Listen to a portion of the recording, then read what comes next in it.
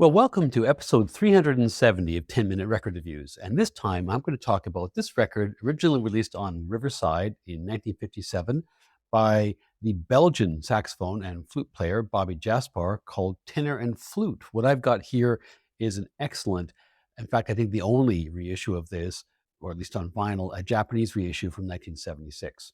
Bobby Jaspar is one of those players from the golden age of hard bop, who is little known these days and is actually sometimes given short shrift in critical appraisals. Some people know about him because he spent a brief period of time with Miles Davis's group in the fall of 1957 before making way for Cannonball. But he should be known for far more than that. He's got a fan club which includes me, and I don't think, at least as far as I've heard, he ever made a bad record. Robert Bobby Jaspar was born in February 1926 in Liège, in Belgium.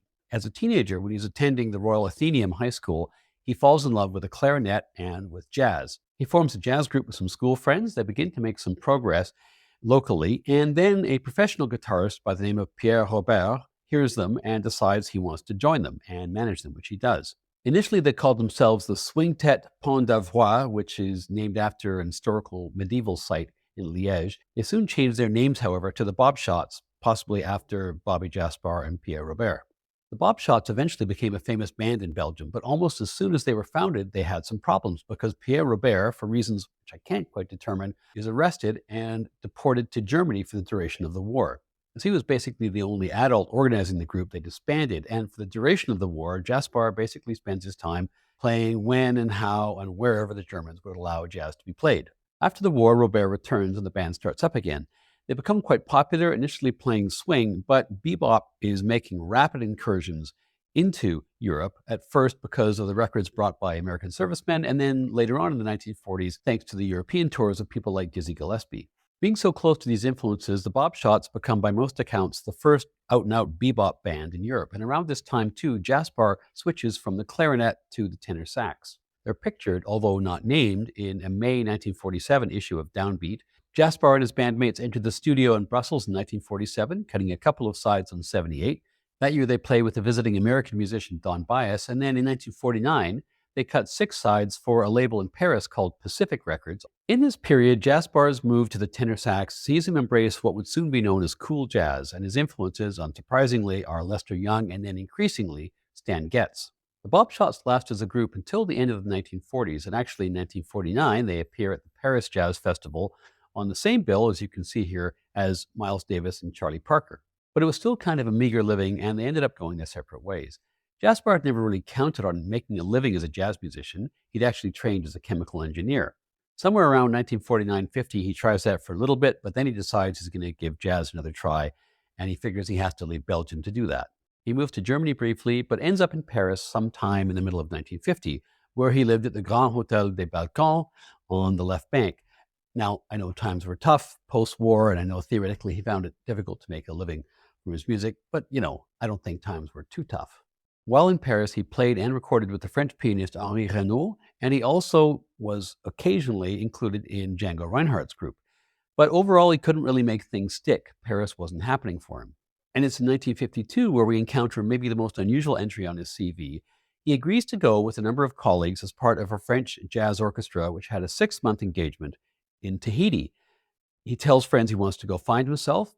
Certainly, they assumed he was lost to the European jazz scene forever. Off they go. He didn't find riches. He certainly found other things, apparently. But at the end of the gig, the band members end up having to take different kinds of non-musical jobs in order to buy their fare home. Jaspar ends up working as a chemist. However, by 1953, he'd got enough money together to pay his passage home to Paris, and there things really begin to improve.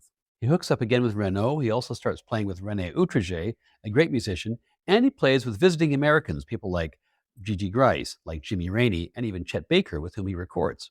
This is clearly a period when he's developing rapidly. He takes up the flute, and between 1953 and 1955, he makes, I think, 5 or 6 LPs, including records with Don Rendell, with Gigi Grice, and as I mentioned, with Chet Baker, and the last of those has a legendarily salacious cover, which I think, maybe unsurprisingly, makes it hard to find.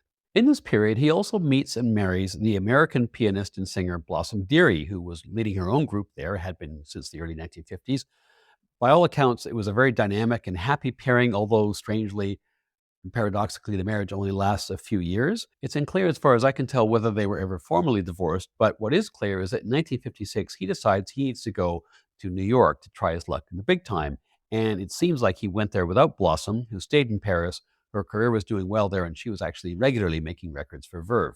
When he got to New York, he registers right away with the Musicians Union, and he meets Mort Herbert, who was Louis Armstrong's bassist.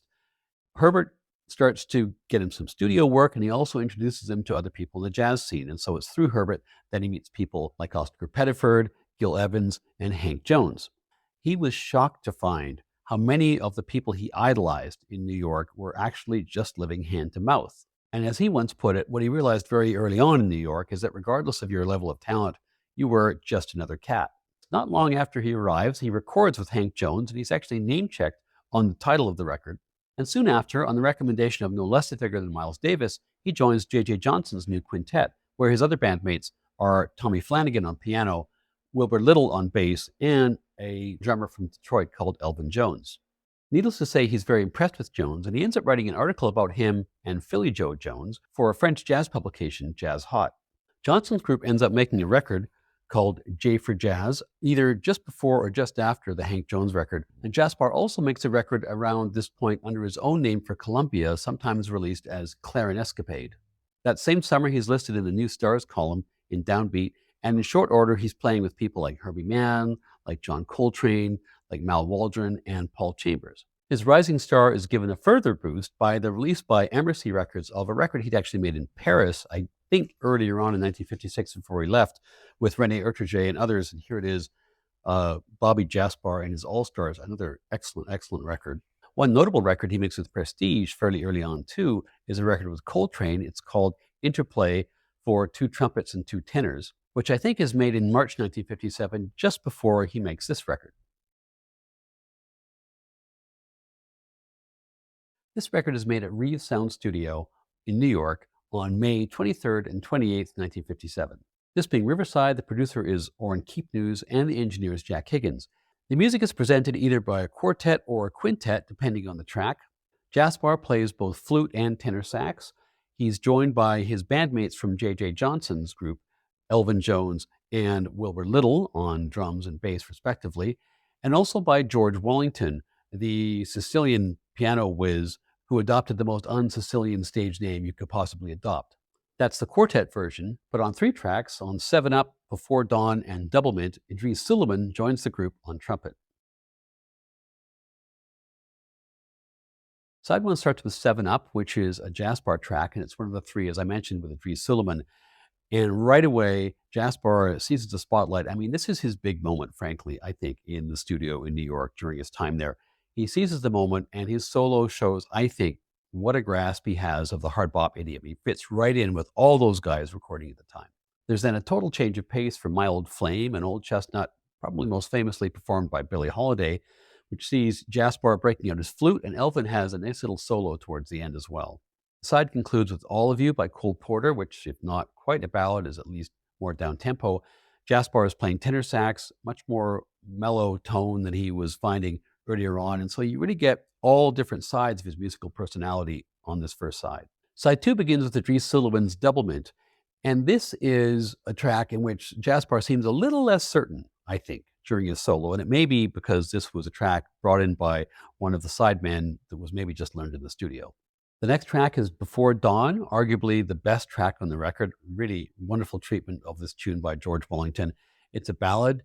Jaspar's statement of the theme is gorgeous, and I think it's also the finest contribution of the 3 on the record by Suleiman. The final track is another one by Wallington called Sweet Blanche, kind of a breezy flute treatment. It's actually quite reminiscent of some of the work which Jaspar did with Herbie Mann.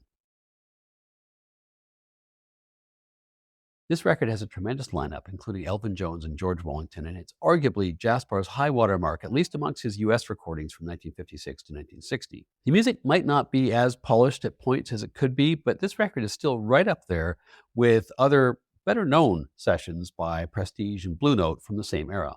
It's sonically excellent, and do not be disappointed if you can't find an OG and find instead the Japanese reissue. It's a tremendous jumping off place for Bobby Jaspar, and it'll leave you wanting more. For me, it's 4.5 out of 5 stars.